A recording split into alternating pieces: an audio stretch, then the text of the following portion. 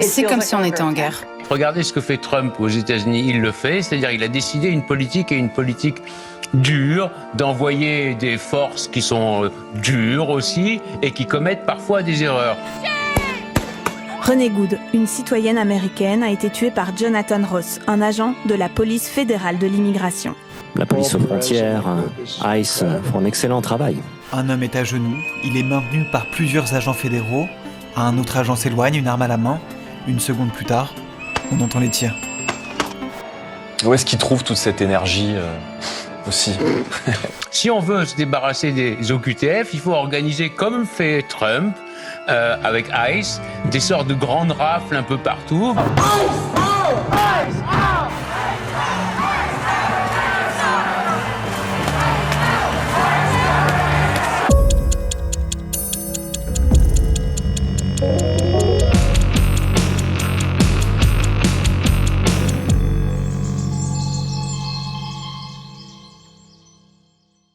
Le 12 janvier 2026, pour protester contre la répression sanglante du soulèvement d'une partie de la population iranienne, le Parlement européen a interdit l'entrée des diplomates ou de responsables iraniens dans ses locaux. C'était une initiative tout à fait louable, mais il est difficile de ne pas relever que 2 ans après le début du génocide, dans lequel plus de 70 000 Palestiniens ont déjà été exterminés à Gaza, territoire toujours interdit aux journalistes où les tueries continuent depuis l'instauration d'un prétendu cessez-le-feu, les diplomates et responsables israéliens ne sont quant à eux frappés d'aucune interdiction, et il serait intéressant de savoir ce qui motive ce double standard, où certaines exactions sont à très bon droit condamnées pour ce qu'elles sont par les autorités européennes, mais où les auteurs d'un interminable massacre continuent à bénéficier de leur mansuétude et de leur complicité de fait. La position de la France, c'est pas de double standard, c'est la parole équitable, juste, la vérité, la vérité, la vérité. Le 12 janvier, toujours, devant un parterre composé notamment d'autres milliardaires français, dont le très réactionnaire Vincent Bolloré, Bernard Arnault, propriétaire du groupe de luxe LVMH, dont une filiale a récemment été épinglée par la justice italienne pour avoir exploité des travailleurs immigrés, a été intronisé à l'Académie des sciences morales et politiques, qui a notamment pour mission de suivre les travaux scientifiques et littéraires ayant pour objet l'utilité générale et la gloire de la République. Fin de citation. Au cours de la séance solennelle qui nous réunit aujourd'hui, sous la coupole, vous allez être officiellement installé comme membre de notre compagnie. Vous avez été élu au fauteuil numéro 1 de la section économie politique, statistique et finances le lundi 2 décembre 2024. Votre élection a été approuvée par le protecteur de notre académie, Monsieur le Président de la République. Toute chose égale par ailleurs, c'est un peu comme si Attila avait été accueilli à l'Académie des sciences du jardinage devant une assemblée de fabricants d'herbicides. Vos rêves et vos ambitions totalement accomplies, vous allez pouvoir commencer ici, armé, le premier jour de votre nouvelle vie. Je vous remercie.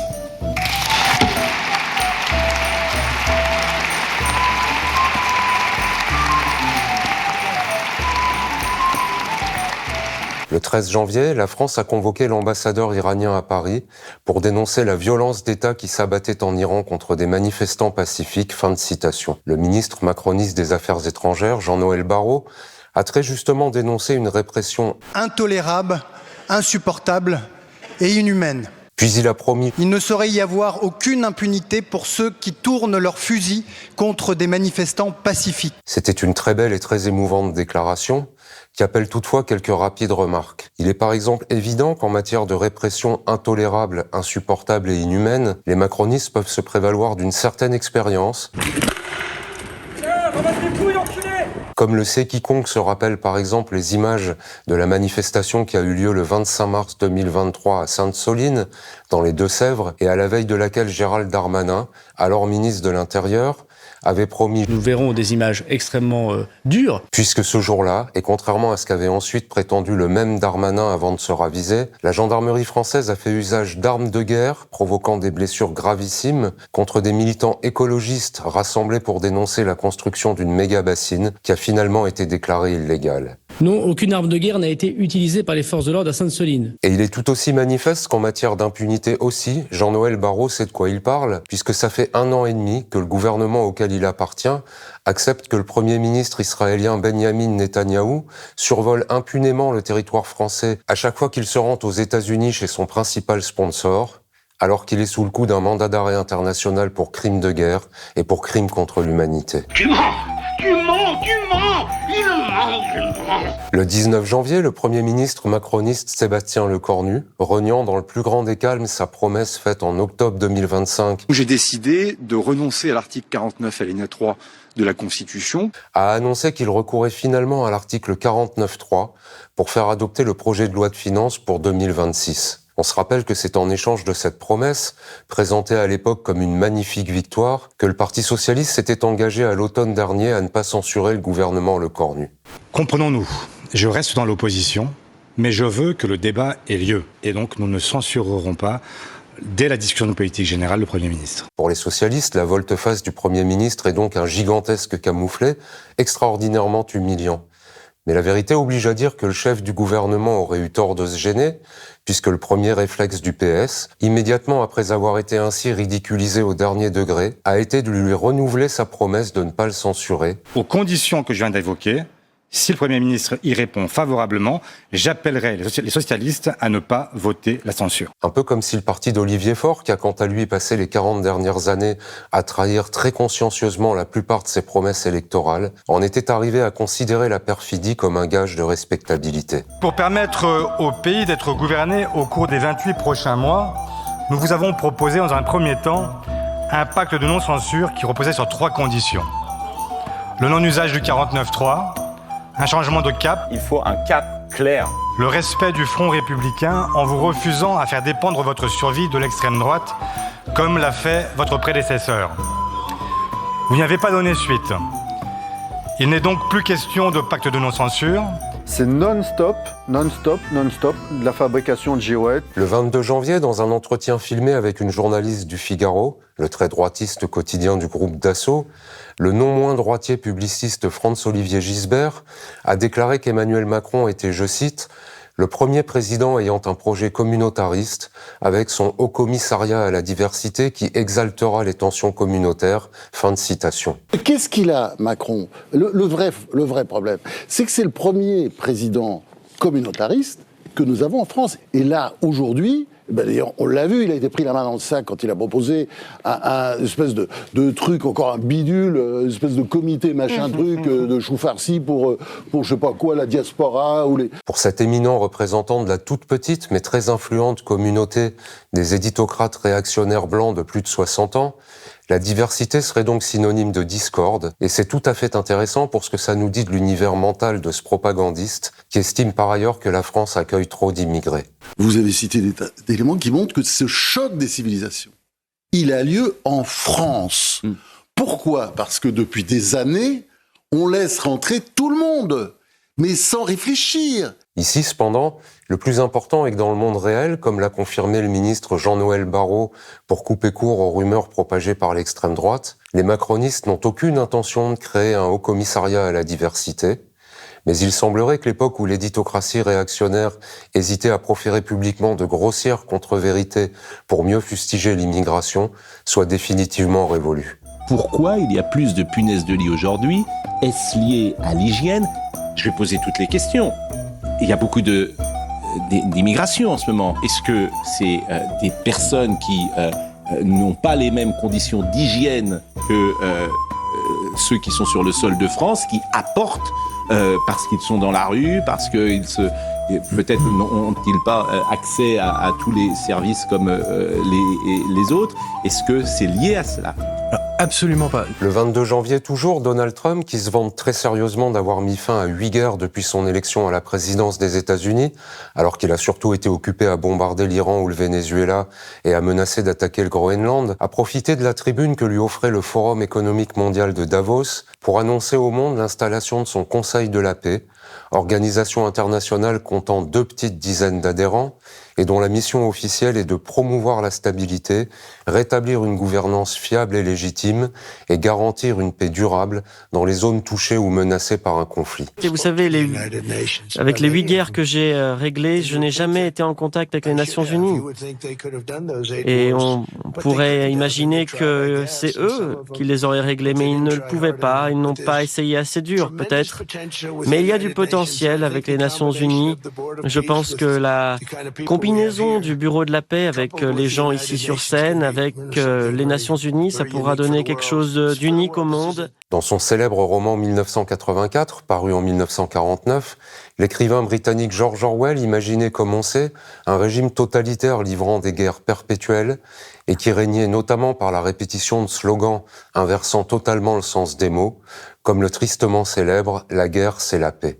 77 ans après la parution de cette dystopie glaçante, où le mensonge était donc mis au service du totalitarisme guerrier, le Conseil de la paix de Donald Trump compte parmi ses membres les plus éminents plusieurs États coupables d'immenses crimes, comme l'Arabie Saoudite, qui a perpétré de gigantesques tueries au Yémen durant la dernière décennie, ou Israël, qui a exterminé plusieurs dizaines de milliers de Palestiniens dans le cours des 2 dernières années. Pour ce très curieux conseil, donc, la paix, c'est la guerre, et la réalité du Trumpisme, qui règne effectivement par la force brutale et par le mensonge permanent, a définitivement rattrapé la terrifiante fiction imaginée au siècle dernier par George Orwell. We never asked for anything, and we never got anything. We probably won't get anything unless I decide to use excessive strength and force, where we would be, frankly, unstoppable.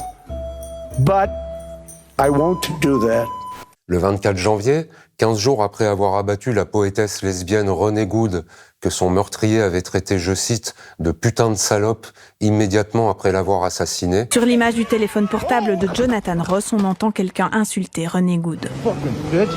Les agents de l'ICE, la police états-unienne de l'immigration, ont de nouveau exécuté un manifestant du nom d'Alex Pretty, qui protestait pacifiquement contre les rafles organisées par cette milice étatique à Minneapolis, dans le Minnesota. Ce nouveau meurtre a été filmé par de nombreux témoins, de sorte qu'il n'y a aucun doute sur le fait qu'Alex Pretty a été froidement exécuté alors qu'il tentait de protéger une manifestante poursuivie par des policiers. Mais cela n'a bien sûr pas empêché les autorités trumpistes de soutenir qu'il était un dangereux terroriste. This individual who came with weapons and ammunition to stop a law enforcement operation of federal law enforcement officers committed an act of domestic terrorism. That's the facts. Comme pour mieux confirmer qu'à chaque fois que l'extrême droite s'empare du pouvoir, elle s'y maintient en recourant à parts égales à la violence extrême et aux mensonges les plus effrontés. En France, la presse et les médias réactionnaires ont rivalisé d'inventivité pour relativiser la gravité de cette exécution. Le 25 janvier, par exemple, Le Figaro a confectionné un gros titre présentant ce meurtre comme une nouvelle fusillade mortelle impliquant la police de l'immigration, ce qui est une façon pour le moins originale de présenter l'assassinat par cette même police d'un manifestant pacifique. Mais c'est l'avocat Arnaud Klarsfeld, dont l'arrière-grand-père a été raflé à Marseille par les nazis et déporté à Auschwitz, qui a remporté la palme de l'abjection en décrétant le même jour, sur le plateau d'un talk show d'une chaîne de télévision du groupe Bolloré où il a un rond de serviette, qu'en France... Si on veut se débarrasser des OQTF, il faut organiser, comme fait Trump, avec ICE, des sortes de grandes rafles un peu partout, en essayant d'attraper le plus d'étrangers en situation irrégulière. On commet aussi des injustices. On ne peut pas faire ça sans commettre parfois des injustices. Comme par exemple, donc, le meurtre d'un manifestant, implicitement présenté comme une regrettable péripétie. C'est compliqué de se débarrasser de tous les asociaux qui sont au QTF. Regardez ce que fait Trump aux États-Unis. Il le fait, c'est-à-dire il a décidé une politique dure, d'envoyer des forces qui sont dures aussi et qui commettent parfois des erreurs. Bien entendu, ces propos sordides n'ont suscité aucune réaction sur le plateau où ils ont été proférés et où ces obscénités sont donc regardées comme tout à fait acceptables. Vous avez utilisé à 2 reprises le terme rafle. Alors je ne vous ai pas repris, je dirais volontairement, je n'essaie pas de justifier, et c'est mon rôle absolu de modérateur, mais en vertu de l'histoire de votre famille, je vous ai laissé utiliser ce terme à 2 reprises. Vous comprenez que le mot rafle puisse susciter une certaine indignation. Le rafle, c'est une vaste opération policière, voilà. Le 26 janvier, France Info a révélé que l'ancien président de la République, Nicolas Sarkozy, définitivement condamné au mois de novembre dernier à 6 mois de prison ferme dans l'affaire Big Malion, avait saisi la justice pour échapper à l'exécution de sa peine. En 2012, le même Sarkozy, qui briguait à l'époque un second mandat présidentiel et qui ne reculait devant aucune surenchère sécuritaire, avait décrété « Il faut que les peines soient exécutées. La non-exécution des peines, c'est l'impunité. » Cela constitue, après les imprécations de Marine Le Pen contre les magistrats qui ont eu l'outrecuidance de la condamner elle aussi à de la prison ferme pour détournement de fonds publics, un parfait résumé de la philosophie judiciaire d'extrême droite pour laquelle la délinquance ordinaire doit être réprimée avec toujours plus de sévérité, tandis que les turpitudes des élites au pouvoir doivent bénéficier de toujours plus d'impunité. Le 26 janvier encore, le journal Le Monde a révélé que dans une décision datée du 17 décembre 2025, la défenseure des droits, Claire Hédon, avait dénoncé le recours par les forces de police et de gendarmerie déployées le long du littoral nord de la France à des tirs de lanceurs de balles de défense, ainsi que de gaz lacrymogènes et de grenades de désencerclement contre des groupes de migrants cherchant à gagner l'Angleterre, parfois en présence d'enfants, ainsi que l'absence de transparence sur ces pratiques. Selon la défenseure des droits, l'usage de ces armes met en danger les personnes qui risquent déjà leur vie en tentant une traversée vers la Grande-Bretagne, et leur emploi contrevient d'autant plus aux règles de discernement, de nécessité et de proportionnalité que dans 3 des 11 cas détaillés par Claire Hédon, les forces de l'ordre ont usé de leurs armes alors qu'aucune violence n'était prêtée aux migrants et que même dans les cas où ces forces de sécurité invoquent une résistance, par exemple des jets de projectiles, elles n'apportent pas les informations nécessaires pour établir la réalité des atteintes dont elles se disent victimes. Et bien sûr, cette violence et cette dissimulation rappellent quelque chose, puisque ce sont les mêmes méthodes que celles dont use et abuse de l'autre côté de l'Atlantique la police de l'immigration de Donald Trump. Le 26 janvier toujours, et pour finir, Le Monde a également révélé que l'Académie des sciences morales et politiques avait invité ce jour-là un hôte de marque, en la personne du milliardaire techno-fasciste états-unien Peter Thiel. You might know him as the multi-billionaire who co-founded PayPal and Palantir. Palantir, his brainchild, enables intelligence agencies and militaries to anticipate their enemy's next move before it's made. Maybe even your next move too. On ne doute pas que Bernard Arnault, en bon moraliste, aura vigoureusement protesté contre cette réception d'un personnage qui estime, je cite, que la liberté et la démocratie ne sont pas compatibles. Merci d'avoir suivi cette chronique, à dans 15 jours.